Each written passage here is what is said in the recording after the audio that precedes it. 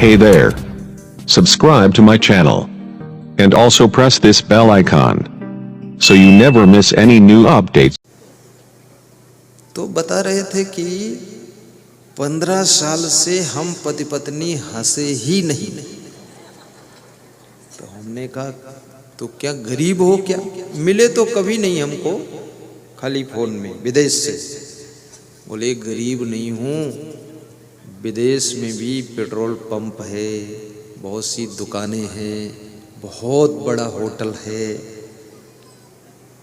तो हमने कहा फिर क्यों नहीं हंसे? बोले टेंशन, तनाव, चिंता। तो बोले आपका प्रवचन टीवी में मैंने देखा 9 बजे, तो मैं सोचा यार ये संत हंसता क्यों है? कितने लोगों को मेरे ऊपर डाउट है, आखिर इसके पास कुबेर का खजाना है, हंसता है क्यों? खजाना वजाना कुछ नहीं। कृष्ण भगवान के पास क्या था? गायें चराते थे और हंसते थे। अब मनुष्य को ये विवेक करना है, कहाँ हंसना है, कहाँ चुप रहना है, कहाँ शांत रहना है, कहाँ गंभीर रहना है, कहाँ सीरियस रहना है। अब सभी जगह तुम हंसोगे हा हा हा, तो तुमको लोग बेवकूफ भी समझेंगे कि पागल आदमी, और डांटे भी जाओगे डांट भी खाओगे। सब जगह हंसने वाला नहीं। अब जैसे यहाँ तुम चाहे जितना हंसो, यहाँ कोई नहीं डांटेगा। तुम जितना ज्यादा हंसोगे, लोग कहेंगे इसको बहुत आनंद आ गया गुरु जी की बात। यहाँ सभी हंस रहे हैं। लेकिन बहुत से ऐसे स्थान हैं जहां पर शांत रहना चाहिए, चुप रहना चाहिए, सब जगह बोलना भी नहीं चाहिए, और सभी जगह खड़े भी नहीं होना चाहिए। अगर आपका विवेक जागृत हो जाए तो आपका खड़ा होना, बैठना, बोलना, चलना, खाना, पीना, सोना, जागना, ये सब कंप्लीट हो जाएगा। लोगों को यही आइडिया नहीं है कहाँ खड़े होना चाहिए। जहाँ बैठना चाहिए वहाँ एक टांग टेढ़ी करके खड़े हैं, जहाँ नहीं बैठना चाहिए वहाँ बैठ गए, और जहाँ सोना चाहिए वहाँ पे सब सामान धर दिया है, बोरा लद दिया है, और लोग सोएंगे कहाँ? सामान रखने का भी ज्ञान हो। घर में सामान भी सेटिंग से जमाइए, और घर में सबको सेटिंग से रखिए। मैंने बताया ना, सबकी जिम्मेदारी ले लो। मैंने जिस दिन से सब जिम्मेदारी लिया हूं, उसी दिन से मैं बुद्धिमान हुआ हूं। पहले मैं भी कम बुद्धि का था। वही फार्मूला बताया हूं। हमारे साथ लगभग 50 साधु हैं, सबकी जिम्मेदारी में ले रखा हूँ। उनके ओढ़ने की, खाने की, बिछाने की, उनके चप्पल, जूते, खाना पीना, दवाई पानी, चलना फिरना, वाहन साधन, कपड़ा, कुर्ता, पगड़ी, सब सेटिंग, सब जिम्मेदारी मेरी है। और जिम्मेदारी ले करके फिर उसी में से संतों को जिम्मेदार चुन दिया। खिलाड़ी बनो, सब लादे मत रहो हिमालय पहाड़ अपने ऊपर उसका डिवाइडेशन करो। डिवाइडेशन करके उन जिम्मेदारों की भी जिम्मेदारी ले लिया। इससे बुद्धि बढ़ती है। लेकिन कामचोर आदमी, आलसी आदमी, निकम्मा आदमी, चालाक आदमी, वो जिम्मेदारी लेगा ही नहीं। तुम सब्जी लाने की जिम्मेदारी दोगे, थैला बाजार में भूल के आएगा। तुम कहोगे सब्जी आ गई, तो बोलेगा थैला कहीं खो गया। दोबारा तुम जिम्मेदारी भी नहीं दोगे। जिम्मेदारी को ठीक से निभाओ, देखो बुद्धिमानी। फिर धीरू भाई अंबानी जब पेट्रोल पंप पर सर्विस कर रहे थे, नौकरी कर रहे थे, 400 रुपये महीने वेतन पा रहे थे, तो पेट्रोल पंप के मालिक ने कहा कि इतना ठीक से काम करते हो, इतना अच्छा काम करते हो, इतनी क्वालिटी काम में है, धन्य हो आप, क्या बात है। तो धीरू भाई अंबानी ने एक ही बात कहा था, मैं नौकरी के लिए नौकरी नहीं कर रहा हूँ, मैं पेट्रोल पंप का मालिक बनने के लिए नौकरी कर रहा हूँ। क्या बात। ये अंदर कला होनी चाहिए।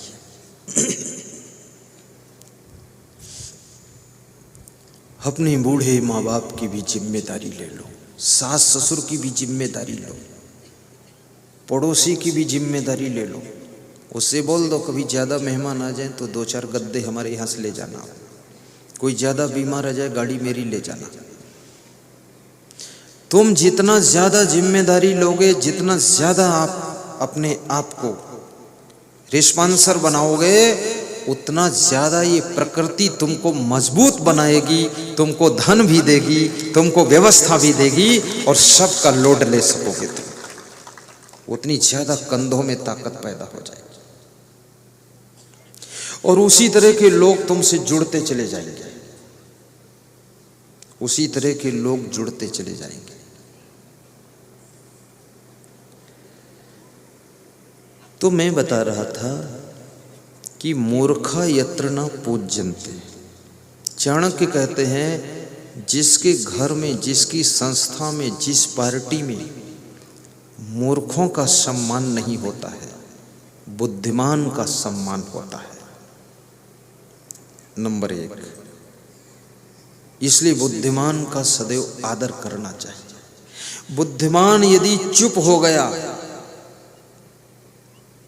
तो कितना ही मेहनत करने वाले मेहनत करें तो भी सफलता नहीं मिलेगी, नहीं मिलेगी, नहीं मिलेगी। और बुद्धिमान अगर सलाह दे देगा और फिर भी बैठा रहेगा, खुश रहेगा, तो उसकी सलाह से अगर थोड़ी मेहनत करोगे तो बड़ी सफलता मिल जाएगी। बुद्धिमान का खेल बहुत बड़ा होता है।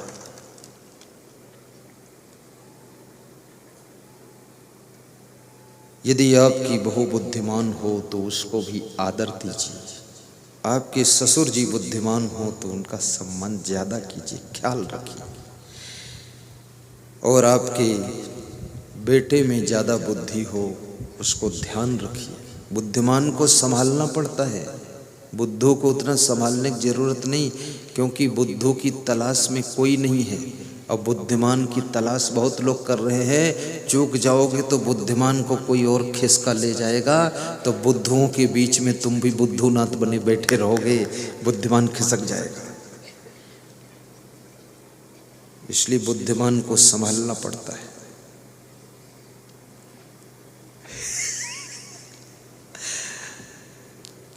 तुम सोचते होगे ये तो बहुत कठिन काम है, बुद्धिमान को बुद्धू कैसे संभालेगा? इतने बुद्धिमान को बुद्धू कैसे? बुद्धिमान को बुद्धू भी संभाल सकता, कैसे संभालना है? बस उससे प्रेम से बोल दिया करो, उसके खाने पीने का ध्यान रखा करो और उससे कह दिया करो कि आप जब से जन्म लिए हो तभी से चमत्कार हुआ है। तो उस बुद्धिमान की स्वाभिमान को खुराक मिलेगी तो खुश रहेगा, जुटा रहेगा। अभी मैं लखनऊ में एक सज्जन के यहाँ गया तो वह कह रहे थे कि मेरी वाइफ जिस दिन से मेरे घर में पांव रखा है उसी जिससे लक्ष्मी बरस गई है। तो उनकी वाइफ बहुत खुश हुई और दौड़ दौड़ कर मेरे लिए नाश्ता ले आई। तो मैंने पूछा कि आपने ऐसी बात क्यों कहा? बोले चाल थोड़ा धीरे थी, स्पीड बनानी थी।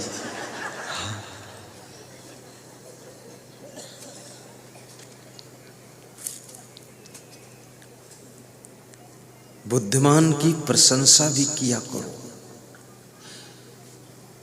परिश्रमी की प्रशंसा भी कीजिए, प्रेम करने वालों की भी प्रशंसा कीजिए। अभी मैं जब आया तो मेरे एक संत वहाँ मेन गेट पर खड़े थे, शोधकर जी, वो उधर गा रहे हैं लास्ट टाइम। तो मैं उनको देखा, खुश हो गया। थोड़ा गाड़ी आगे बढ़ी तो दूसरे गेट के पास दूसरे संत खड़े थे, पुष्कर जी। कहाँ? अंदर में, अंदर सबसे सुंदर। तो और मैं खुश हुआ। फिर अंदर देखा तो परिवार के लोग सब कैंची लिए खड़े हैं, फीता बंधा हुआ है। छत की ओर नजर डाला तो फूल लेकर 2 बच्चे खड़े। उनका इरादा था गुरु जी के ऊपर बरसाना है फूल। उनके मुंह में दांत नहीं, लेकिन हंसते रहते हैं ऐसे जैसे वो धापू बाई हंसती है।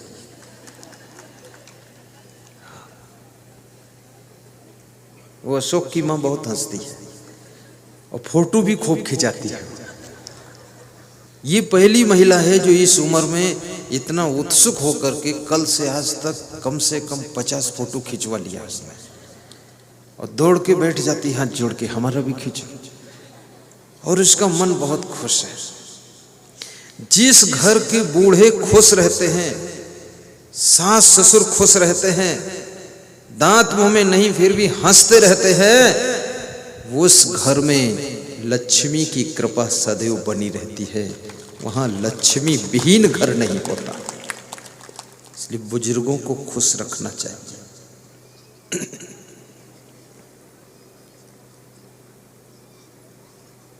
दाम्पत्य कलहो नास्ति, और जिसके घर में दंपति जीवन में कलह कलेश नहीं होता है। दंपति यानी पति पत्नी। पति पत्नी को दंपति कहते हैं, और दंपति बहुत बड़ी संपत्ति है, और दंपति बिगड़ जाए तो विपत्ति है, और दंपति संभल जाए तो संपत्ति है, और दोनों ठीक से रहे तो शांति है। दंपति जिनमें कलह कलेश नहीं होता है। अभी पिछले गांव से जहां से हम आए हैं, गांव का नाम है धंधेरा। तो वहां से मैं पदरौनी गया था रिनहाय। रिनहाय में इंदौर से कुछ लोग आए सुबह मिलने के लिए, कल सुबह, और रात में भी मिलने आए। तो बोल रहे थे कि उम्र कम है मेरी, लेकिन पति पत्नी में 1 मिनट भी निपटती ही नहीं। तो हमने कहा कितनी उम्र है? बोले बस 26-27 साल। 4 साल से दोनों में महाभारत चल रही है। वो पति बोला, तो पत्नी बोली हम इतना दब करके कभी रहे नहीं। अपने माता पिता के यहाँ मायके में इतना दबाव में हम नहीं रहे जितना ये दबाव में रखना चाहते, इसलिए तकरार हो जाती है। तो मैं मुस्कराया कि पति पत्नी का मैटर है, अब इसमें मैं क्या समझाऊं। अब मेरे पास आए हैं, जितना इन लोगों को अनुभव है उतना हमको भी नहीं है। तो मैंने कहा कि बेटी, जिस दिन से शादी तय होती है और पति बनाने की इच्छा पैदा होती है, और जिस दिन से तुम उम्मीदवार बनती हो कि हमको पति मिलेगा, उसी दिन से दबाव में रहने का श्री गणेश हो जाता है। अब तुम कहती दबाव में नहीं रहेंगे। मायका अलग चीज है, वहां कोई पति नहीं है, वहां माता पिता है, वहां लाड़ प्यार मिलता है। और वो भी सोचते हैं थोड़े दिन के लिए है, क्या डांटना फटकारना ज़्यादा, फिर तो ये दूसरे घर जाएगी, वहाँ अपना रहेगी, यहाँ इसको चलो निभा लो, गम खा लो। लेकिन शादी होने का मतलब है अब तुमको पति के दबाव में रहना ही पड़ेगा, और पत्नी के प्रभाव में पति को रहना ही पड़ेगा। पति को पत्नी के प्रभाव में रहना पड़ेगा, और पत्नी को पति के दबाव में रहना पड़ेगा, और सास ससुर को प्रेम भाव में रहना पड़ेगा, और सबको, घर वालों को अपना अपना सुंदर स्वभाव बनाकर रहना पड़ेगा, तब घर में स्वर्ग आएगा। दबाव किस बात का है? अभी जैसे मैं यहाँ प्रवचन कर रहा हूँ, तो आप हमारे ऊपर कोई दबाव थोड़े बना रहे हैं, लेकिन फिर भी ऑटोमेटिक दबाव है हमारे ऊपर। मैं जानता हूँ क्या दबाव है। धर्म मर्यादा का दबाव है। यहाँ मैं पैर नहीं फैला सकता हूँ, यहाँ कितनी गर्मी लगे इधर उधर कपड़े नहीं खोल सकता हूँ, यहाँ मेरे पैर में दर्द हो तो भी उठ के टहल नहीं सकता हूँ। दबाव बना हुआ है धर्म मर्यादा का। आप भी हमारे सामने पैर नहीं फैलाएंगे, आप पर भी दबाव बना हुआ है। कोई ला करके यहाँ जूता हमारे ब्यास गादी के ऊपर नहीं चढ़ाएगा, दबाव तो बना हुआ है। तो ये सारे कुछ ऐसे दबाव हैं, प्रभाव हैं, भाव हैं जो कि ऑटोमेटिक आते हैं। और जो व्यक्ति दूसरों का दबाव मानता है, याद रखना, दबाव मानने का अर्थ क्या है? दूसरों का सम्मान करता है, आदर करता है, ये अर्थ उसका है। दबाव मानने का ऐसा थोड़े कोई है तुमको पत्थर से दबा रहा है। जो दूसरों का दबाव मानता है वह व्यक्ति सबका सहयोग प्राप्त करता है।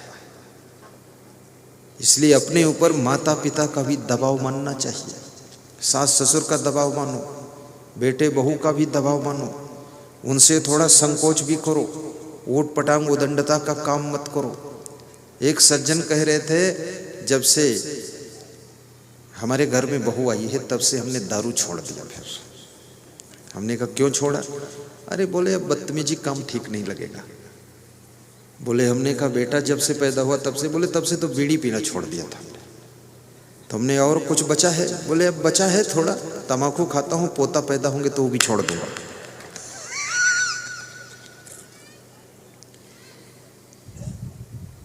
तुम कहीं सर्विस करोगे, अफसर का दबाव रहेगा।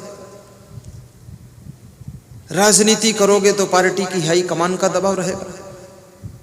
साधु बनोगे तो गुरु का दबाव रहेगा।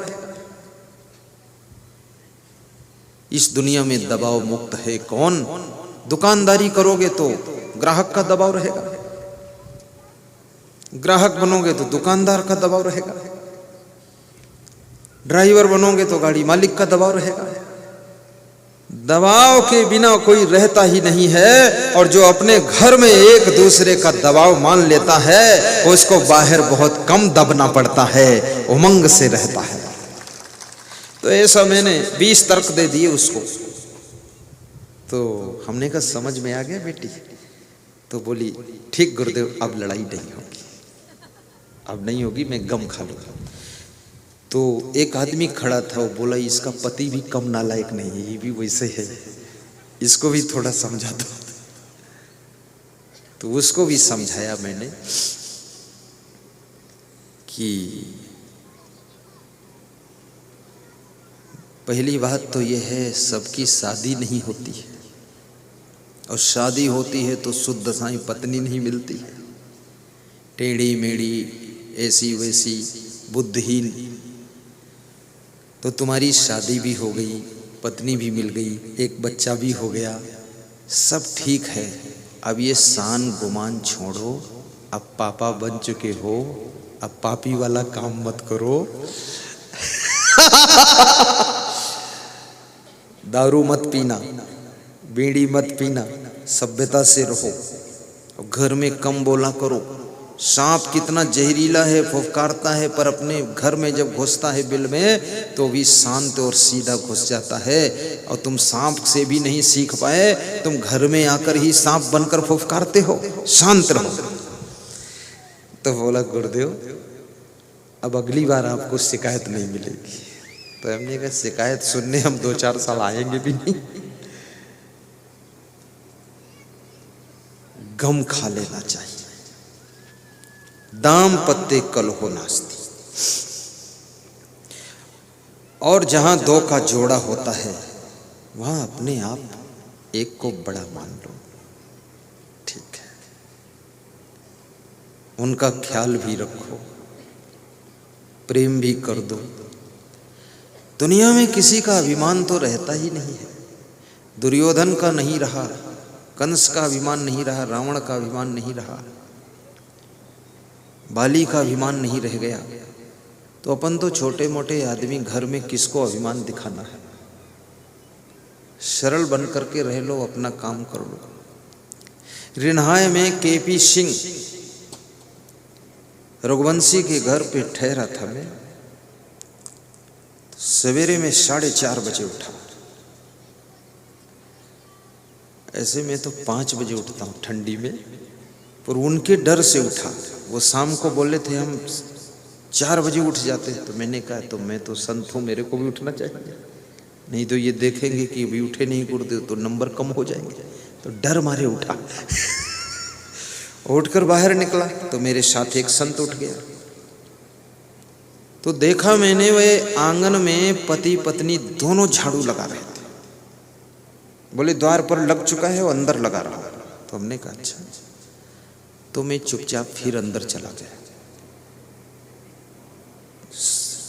फिर जब 7 बजे वो मिले तो मैंने पूछा केपी सिंह, बोले गुरुदेव लड़का मेरा गुना चला गया है, सवेरे 4 बजे गाड़ी लेकर टमाटर और हरी धनिया बेचने के लिए 10 से 15 हजार रुपये का रोज बेच कर आता है, प्रॉफिट होता है मेरा। अब यहाँ मैं हूँ, मेरी वाइफ है, तो ज़्यादा लोग है नहीं। आज आपकी संत मंडली बहुत बड़ी है, तो हम पति पत्नी को सहयोग दे रहे हैं कि झाड़ू लगवा देता हूँ, साथ में नाश्ता तू जल्दी बना देना गुरुजी के लिए। ऐसे कभी कभी अपनी वाइफ को सहयोग भी दे दीजिए और कभी कभी अपने पति के कार्यों में सहयोग कीजिए। पति को अगर सहयोग करोगी तो पति और आगे बढ़ेगा, और पति का आगे बढ़ना पत्नी का ही बढ़ना है। दोनों का एक ही विचार है, एक ही जीवन है। सहयोग से रहो।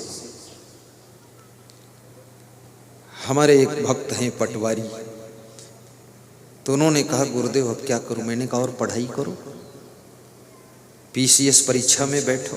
तो बोले पटवारी का काम ही बहुत रहता है। तो मैंने कहा वाइफ को दे दो, वो काम करे, उसको सिखा दो, रात में सब फाइल ठीक करे। तो उसको ट्रेंड कर दिया, वो रात में फाइलें ठीक करती थी। वो पढ़ते थे, वो आज पढ़ करके एसडीएम हो गया है, एसडीएम। तो बोल रहा था अब क्या करूं?